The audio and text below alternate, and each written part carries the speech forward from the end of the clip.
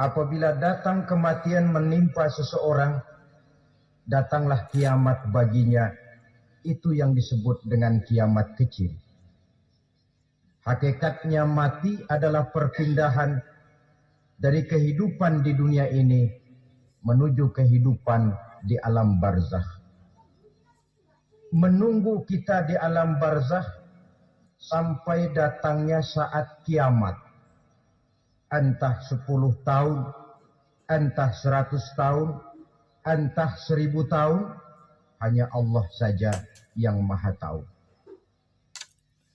Adapun orang-orang beriman yang melakukan amal kebajikan dalam kehidupan di dunia ini, masa penantian yang lama di alam barzakh buat mereka sebentar saja.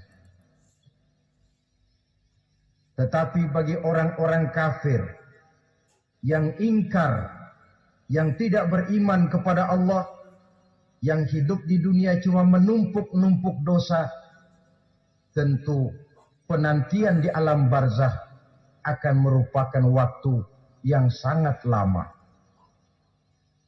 Bukankah dalam kehidupan kita waktu itu memang relatif? Contoh misalnya, waktu 4-5 jam saja rasanya cuma 4-5 menit.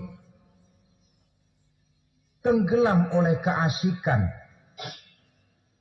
Tapi buat orang yang berbaring di rumah sakit, meratap di balik-balik apa itu tembok derita kata lagu,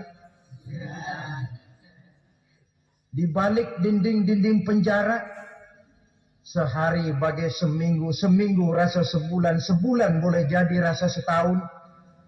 Penantian yang sangat lama. Kiamat itu akan datang. Ini rahasia Allah. Jangankan kita yang orang awam, baginda Nabi sendiri tidak diberitahu oleh Allah kapan kiamat itu akan terjadi. Tetapi sungguh pun demikian, banyak hadis-hadis yang menjelaskan ciri atau tanda-tanda datangnya kiamat. Nah, kalau sudah bicara soal tanda kiamat itu ada dua. Pertama yang disebut alamatus sughra, tanda-tanda kecil. Ini waktunya masih ada tenggang. Ada yang dinamakan alamatul kubra, tanda-tanda besar. Artinya kiamat sudah diambang pintu. Apa tanda-tanda kecil dari datangnya hari kiamat itu? Misalnya kata Nabi, apabila ilmu sudah diangkat oleh Allah. Artinya apabila ulama sudah banyak wafat, minat orang belajar agama berkurang, lalu kebodohan nampak merajalela di mana-mana, zina dikerjakan secara terbuka, minuman-minuman keras jadi kebanggaan, itu termasuk di antara tanda-tanda kecil terjadinya hari kiamat. Apalagi misalnya iza waladatil ammatu rabbataha, apabila budak sudah melahirkan tuan. Apa maksudnya? Ada yang mentafsirkan apabila anak sudah bisa membudaki orang tuanya. Orang tua yang melahirkan dia, yang membesarkan dia, demi setelah si anak besar jadi orang berpangkat, bertitel, berharta, berkedudukan, jadilah orang tua itu budaknya. Sehingga sering dibilang kalau orang tua kaya, anak jadi raja. Apalagi munculnya fitnah yang bergelombang, timbul perang antara dua bangsa yang besar, waktu berjalan terasa sangat pendek sekali. Itu merupakan tanda di antara tanda-tanda kiamat. Termasuk di dalamnya sulit membedakan mana laki, mana perempuan. Kan kalau tanda-tanda kayak begini sekarang sudah banyak kita lihat kan. Ulama banyak wafat, penggantinya sulit. Zina dikerjakan berterang-terangan, minuman keras jadi kebanggaan.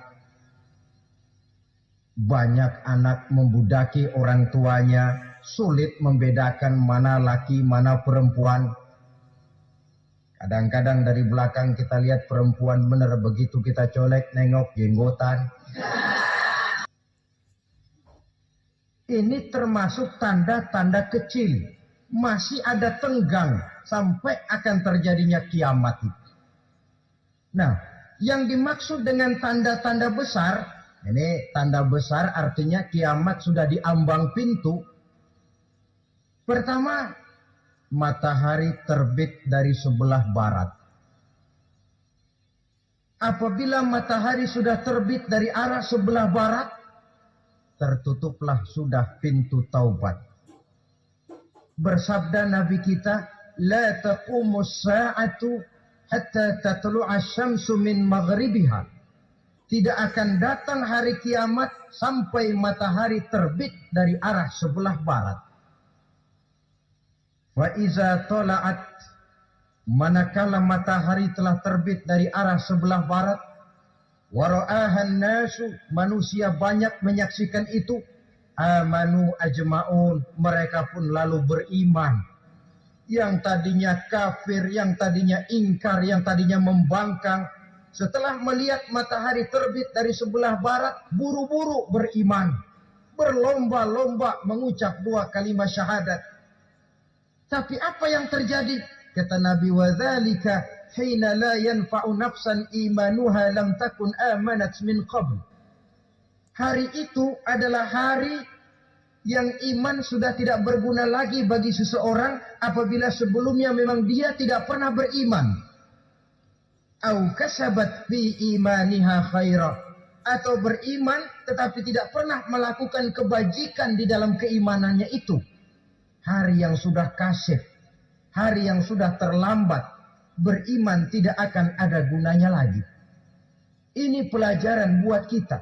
Sebelum sang surya terbit dari sebelah barat, sebelum nafas sampai di tenggorokan, artinya pintu taubat masih terbuka.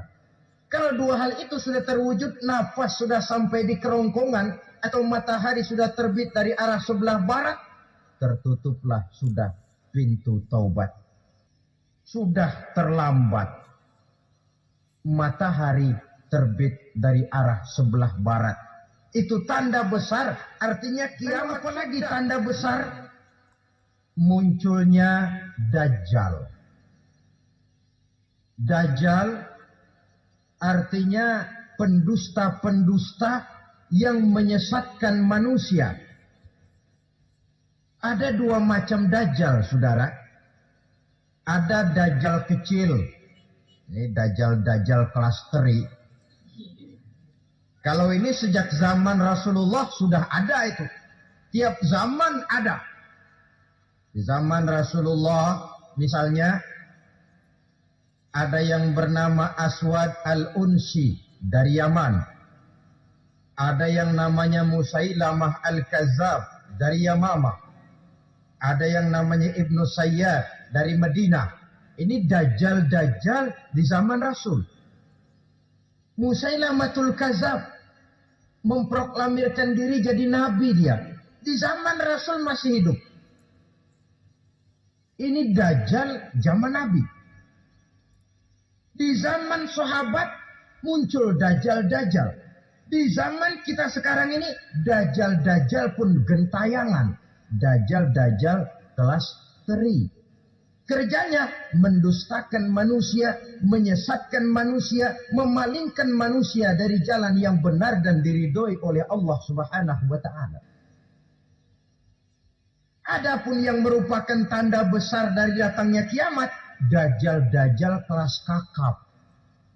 Pembohong-pembohong besar yang menyesatkan masyarakat manusia berpaling dari jalan Allah mengikuti jalan mereka. Kata Nabi dalam hadis Bukhari Muslim, inna dajjala, sesungguhnya yang namanya Dajjal itu yakhruju, satu saat akan muncul mendekati hari kiamat. Wa inna ma'ahu ma'an, si Dajjal ini membawa air. wanaran, dan juga membawa api. Dua simbol. Di tangan yang satu dia bawa air, di tangan yang satu dia bawa api. Wa ammal ladzi yarahu an-nasu ma'an fanarun. Adapun yang orang banyak lihat air, hakikatnya adalah api. Yang dilihat api, hakikatnya adalah air. Oleh sebab itu, kalau api yang ditawarkan, ambillah air. Kalau air yang ditawarkan, pilihlah api. Maksudnya apa ini? Ini bahasa simbol, saudara-saudara. Dajjal bicaranya seolah-olah untuk kepentingan manusia. Menawarkan surga. Surga yang dia tawarkan hakikatnya neraka. Hai manusia, kalau kau mau bahagia, jangan dekat-dekat dengan agama. Sholat itu tidak efektif dan efisien, tidak produktif dari segi ekonomi itu. Tahajud, tasbih, tahlil, baca Quran, apa itu? Pekerjaan mubazir saja. Hidup ini cuma sekali. Masa yang cuma sekali, manfaatkan dengan sebaik-baiknya. Mumpung. Dibawanya sifat mumpung, tetapi dalam pengertian yang sangat negatif. Bicaranya seolah-olah untuk kepentingan manusia, tetapi sebenarnya menjerumuskan manusia. Menawarkan air, tapi sebenarnya api. Menawarkan api, tapi hakikatnya air. Buat apa kamu sholat? Buat apa kamu bayar zakat? Buat apa kamu puasa? Surga yang dicanangkan Dajjal, hakikatnya neraka. Neraka yang digambarkan Dajjal, pada dasarnya adalah surga. Yang hak jadi batil, yang batil dibilang hak. Yang benar jadi salah, yang salah malah jadi benar. Tuntunan disuruh jadi tontonan, tontonan malah menjadi tuntunan. Itu pekerjaan Dajjal profesinya. Betul? Apa sih dan rayuan iblis itu? Allah setelah menciptakan Nabi Adam kan bilang, Adam, kau dan istrimu Hawa tinggal di surga ini. Seluruh fasilitas yang ada di surga persilahkan kau nikmati. Satu yang tidak boleh, jangan coba-coba dekati pohon khuldi. Dekat saja jangan, apalagi sampai memetiknya.